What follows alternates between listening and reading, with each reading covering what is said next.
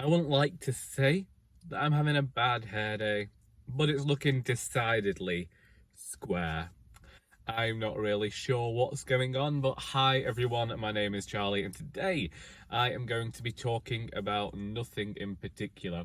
I don't know why I ever chose to actually add that line to these sorts of videos. It just seemed like a way to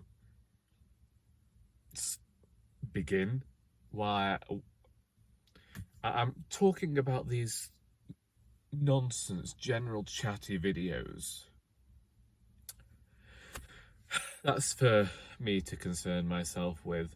I don't know. Anyway, Boris is gone. Let's just start here. Let's just go with that. Last week talking about Boris Johnson is still talking about being in power in the 2030s, and all we can hope is that he doesn't bring in some law that can keep him there. I mean, it's still an awful government. The idea of any one of those corrupt individuals actually getting the opportunity to run our country is dreadful indeed. But Boris is gone, and as I was very surprised. I saw these resignations and people getting enthusiastic and talking, this has surely got to mean he's going to go. And I'm like, I know this man. This man does not want to leave. He wants to linger here as long as he possibly can. He doesn't think he's done anything wrong. Even in his speech talking about leaving, he wasn't thinking he'd done anything wrong. I said when I was at the writers group on Thursday, I also said it to Charlie of Charlie Brook. 500 years from now, are we going to get another Wolf Hall trilogy? But this time, Boris Johnson's going to be one of the main characters. At the moment, I would struggle to humanise the man. At the writers group as well, and elsewhere, really, I've got to hear people talking about how sad they are to see him go. And these aren't Tory supporters. These are people who, I'll just give you their line. They go, well, you know, he's had to face a lot, you know. He had to go through that pandemic. He had to be Prime Minister through that. And, you know, he got COVID himself, but he still went back to work. He never complained. And I'm like, it's his bloody job. If he didn't know how to handle stuff like that, he shouldn't be in it. That's the old way of things. Like, you don't just go into that job like some sort of bloody intern. Oh, I did 2 weeks with The Guardian. I think I'm perfectly able to run the fucking country. I'm sorry. I shouldn't swear. But honestly, this idea, it's only because he's white and blonde and he fits into the whole Aryan super race thing. Because that's the whole reason people are like feeling sorry for him, because they think that he can be some sort of flaming schoolboy with his stupid haircut. That's the thing. If it had been Theresa May, if a woman had been in the role, then she would have been looked down upon. Anyone who wasn't white and British and male in that role would not be getting the sympathy that he has got by certain people for all of the crap that he's done. He's a liar and he's a manipulator. He has not done well for the NHS. He's not done good for the majority of the country. Yes, we got put into lockdown, and yes, the whole furlough scheme came in. But that's only because of people having to push for it. He was leaving things until the last minute. People were deciding to close their shops of their own accord without any idea as to what would happen to them financially or whether the government would help them at all. And they were doing things for the safety of their staff. He had us clapping for the NHS whilst seemingly working to dismantle it. He's an arsehole, a right royal tosser, as many of them are. There is a lot of corruption within that party. And yet people look at it and they look at these schoolboys and these Etonians continuing to perpetuate everything that the public knows about them. And people are still like, oh, but he's a lad, isn't he? You got to appreciate that. £200,000 to renovate number 10, and it looks like shit. A few years ago, there was a home decor programme on the BBC where they got artists going and decorating people's houses. And a friend of a friend was on the show, and they put a living wall in her hall full of grass and plants, and she hated it. And the show got cancelled after 6 episodes because every single house one of these artists went and renovated, the owners hated at the end of it. Sometimes they were putting like gravel in the floors and stuff inside the house. And I look at number 10 and I wonder, is this an Emperor's New Clothes situation? Is this where they just threw money at it, and so the person just nipped down to bloody Wilkinson's and decided that they'd get whatever they got, found some old newspaper in a loft, refurbished it with the nan's knickers? I don't know. It's one of those, I very glad that he's gone.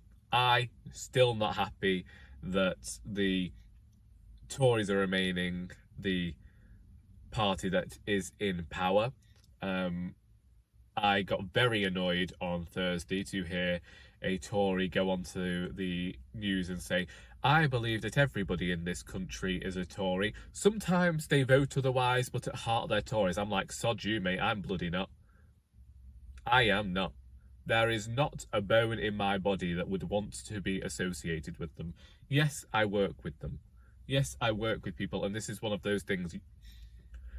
I live in a town that is usually a Tory seat. I didn't know this growing up. Still has a lot of Labour supporters in. The same with here. I work with many people who support Tories, and I get on with them. It's quite easy to get on with people who have different political ideals. But when it comes to the politics, you can disagree with one another.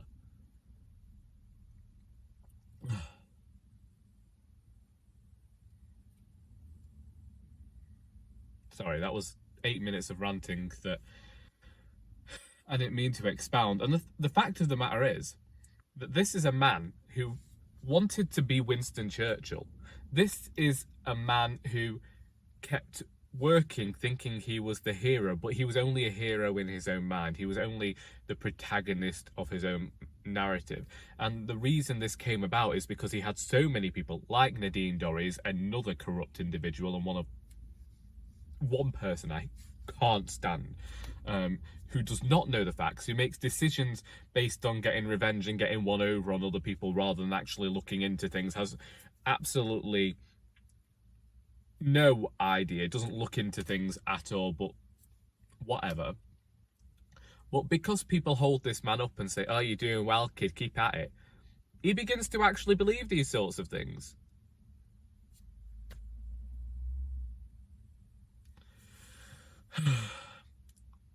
I am still just deeply disturbed by that individual, and still concerned for the state of the country. And whilst certain people out there might be celebrating this as some sort of win because Boris is no longer Prime Minister, they did the same thing when they ousted Theresa May. They did the same thing when they ousted David Cameron. We've had a few general elections in the last 12 years, ever since I actually got the ability to vote.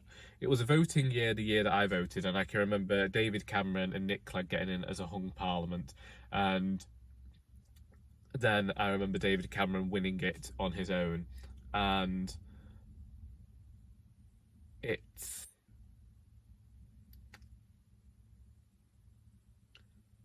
hasn't been particularly good ever since, you know. Cameron won on his own, and he gave the vote on the referendum because that was one of the key ways that he managed to win. And then he ends up resigning. Theresa May gets it. People don't like what she's doing. People just keep going on at her until eventually she resigns, and then Boris resigns. We have seen many, we've seen 3 prime ministers in 12 years within the Tory party, and it just seems that the Tories are constantly fighting amongst each other, and I constantly think, is this just a way of stopping people from actually seeing what's going on? Do they create this chaos amongst themselves in the same way that Jada Essence Hall talks about look over there, so that they can distract you from what they're actually doing? I don't know. I don't want to be a conspiracy theorist, but it's one of those things that they just create this system of fear and anxiety, and pit people against each other. I know they've always done it. I know that it's the way politicians do things, but it annoys me, and it's one of the reasons that I tend to read the news rather than watch the news, because even the way that they show the news nowadays, they have been known to dramatise and catastrophise. But I think that that's been the main thrust of this week, has been that, because it started on Tuesday and it was 3 days of people just constantly checking what was happening. Nothing much has been going on for me. Actually, reflection has been going on for me, but I'll be talking more about that, I think, next week. So this is the start of my final week. Tomorrow will be the start of my final week in my 20s. And so it does come with reflection, and I talk about this specifically because I know that 10 years ago, when I turned 20 and I was part of the writers group, there was a workshop reflecting on aspects of life, and the person running the workshop said, look back to something 20 plus years ago, and I couldn't because I was only 20 at the time. And I know that I have a poem called The 20-Year Reflection, reflecting on those first 20 years of life, and I would like to find it and look at it, and see whether anything's changed in 10 years. I decided to go back and see what the first book I read in my 20s was, to see if it had any significance.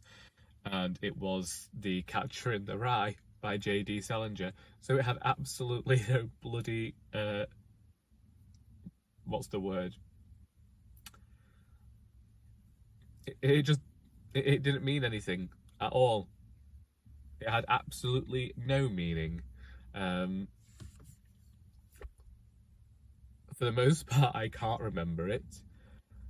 And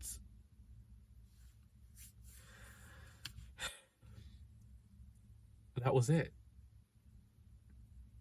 10 years ago, the first book that I read in my 20s was The Catcher in the Rye by J.D. Salinger.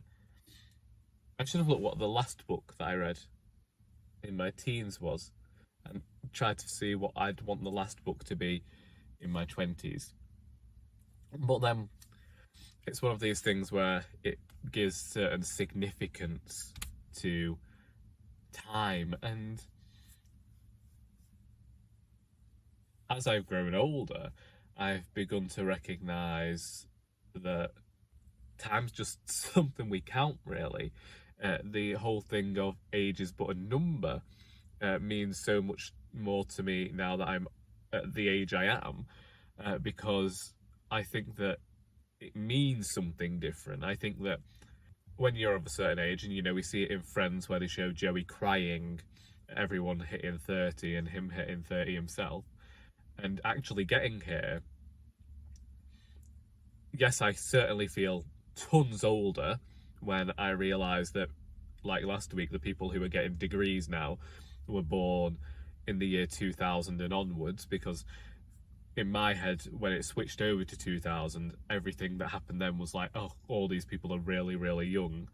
And I'll look at artists who were just coming around when I was a teenager, and now looking and realising, oh wait, they're not actually that many years older than me in the grand scheme of things.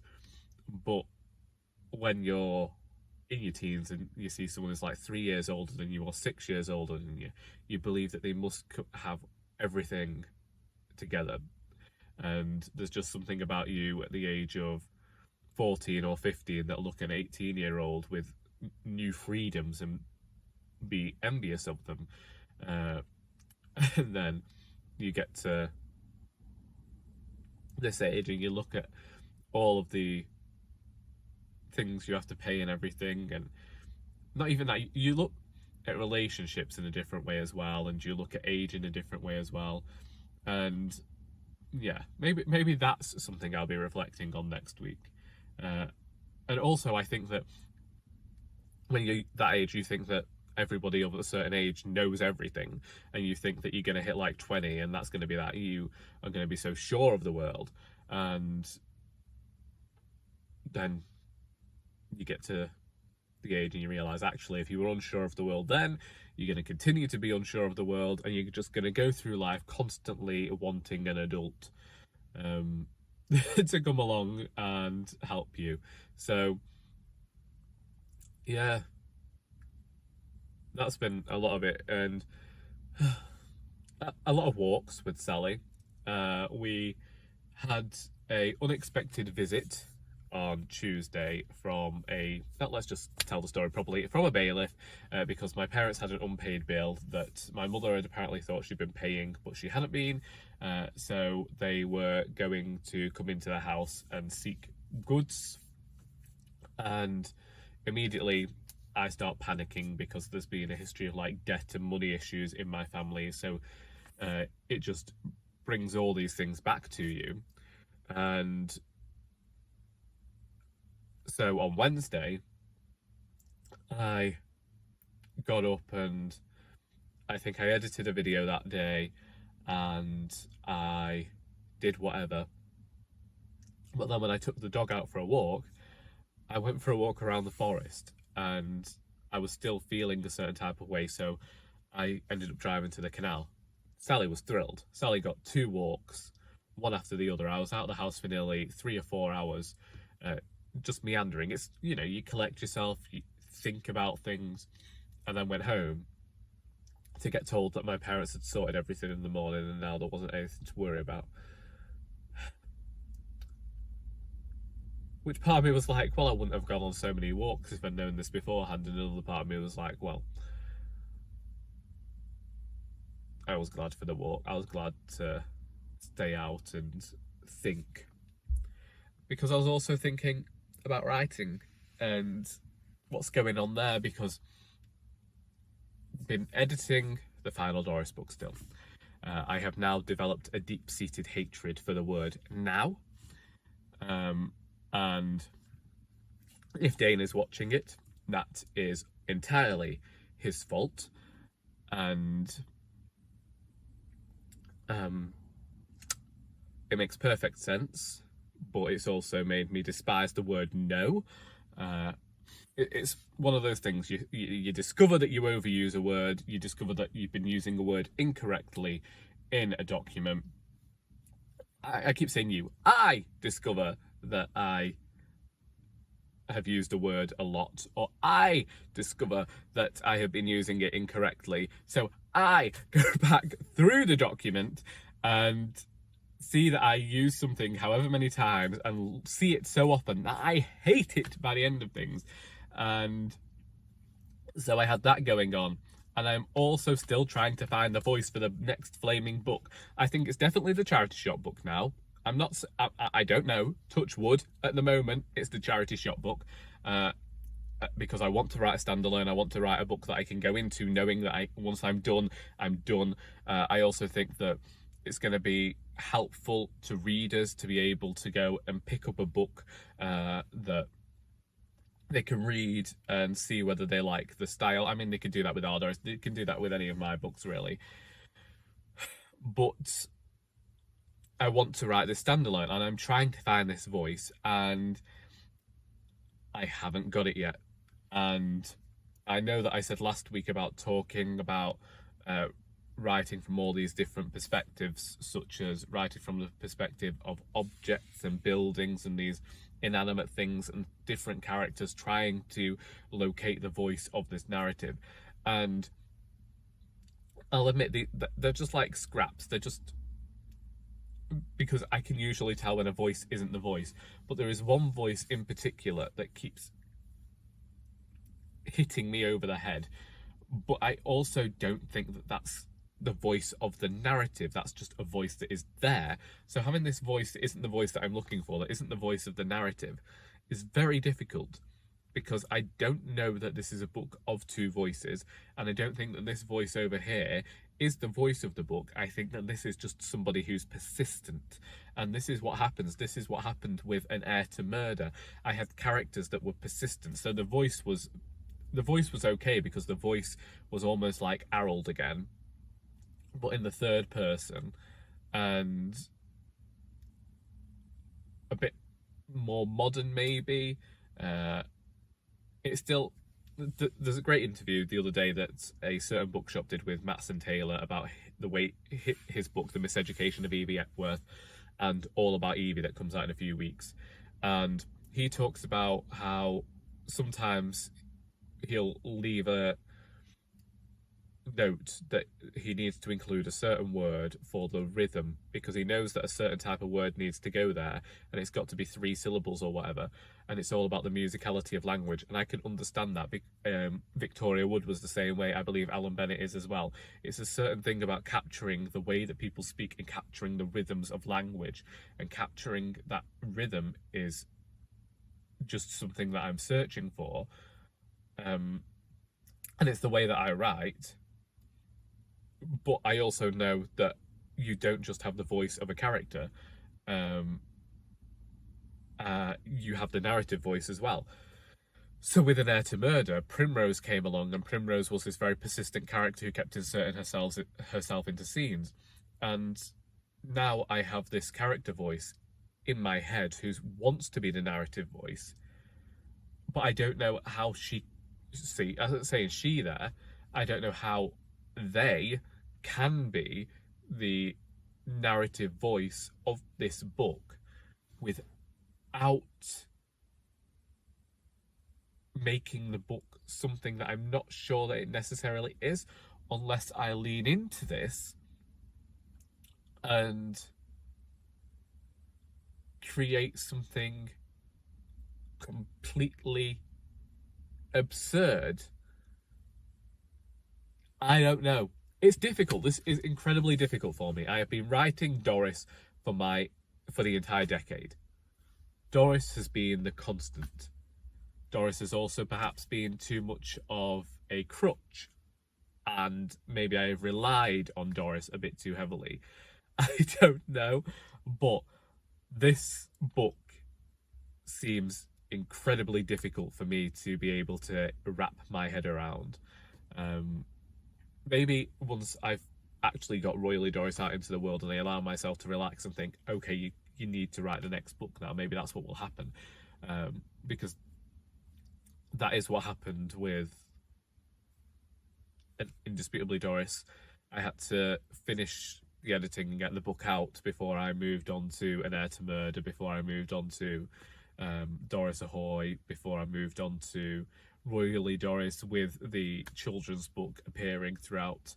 Some people say to finish the children's book, and I don't want to do that, simply because I know I've been working on it again for nearly 5 years now, but that's a side project for me. That is fun for me, and that is something that, even if it is never published, I have had particular fun writing when I get the opportunity. So I don't much think, I don't care about rushing that book. I don't want to rush anything, but I don't care about like finishing that book by a deadline. I don't mind not bringing that book out, because it's a fun project for me to have.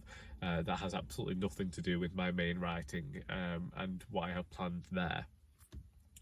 And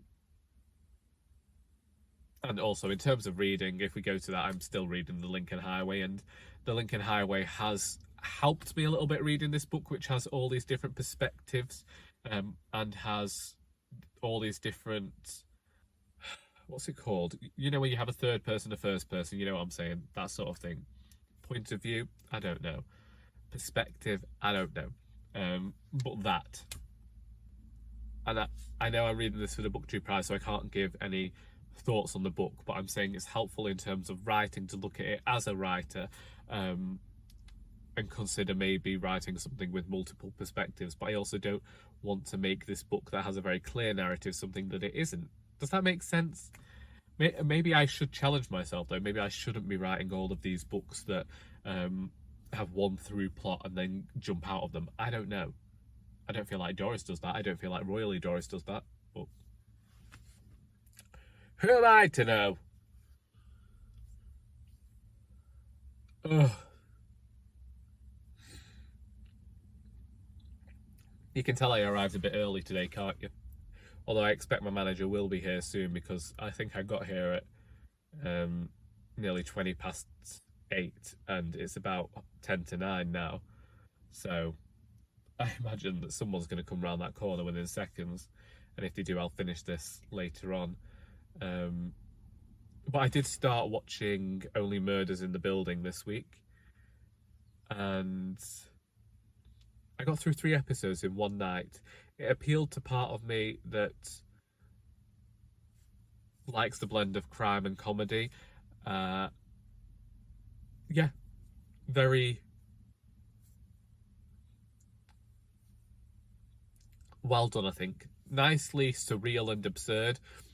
My sister warned me off this last year when she started watching it, and I think that I should have known from that while she didn't like it, I would like it, because she likes these murder mysteries that are like How to Get Away with Murder and that, where it's a bit more dramatic and scandalous, whereas this one focused on more of a comedy aspect. But I do like what I've seen so far, especially a particular scene in episode 3. And if anyone knows my sensibilities and they've watched that episode, they'll know why entirely. People still keep telling me to watch Stranger Things, and I'll get to it one day. I've seen people talk about this latest batch of episodes as being bloated storytelling, overwritten, and not doing enough in terms of character development over the entire series, with it being a bit too rushed. And I'm sure that I can go in and look and see whether I agree or disagree with those sentiments. It's been a long time since I watched the last series, but it wouldn't surprise me if that was the case, because that's how I felt about everything that was happening in those first few series anyway. Not a lot seems to happen, and then everything happens out all at once. But maybe other people disagree with me. I don't know. And honestly, I have my own opinions about these things, and people are welcome to disagree or agree with me. Discussions are always welcome. I've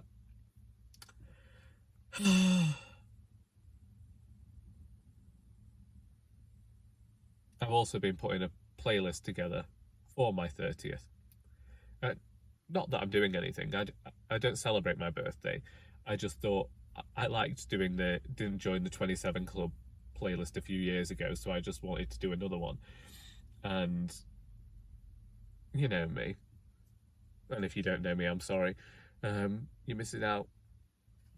But I like to have a bit of fun by putting what I think are nonsense, meaningless songs in there. And so that's what I've done, whilst also putting favourites in there. I just have to work out which way it works. Anyway, I think that's me. I think I've done. I think I've ranted and raved enough. So if you want to talk about anything that I've talked about in this video, then please feel free to do so in the comments. I hope that you were able to contend with all of the ranting within this video. I didn't expect it to go on as much as it did, but clearly I had a lot of thoughts. I hope that you got something out of this video besides sheer boredom, and until next time, that is all.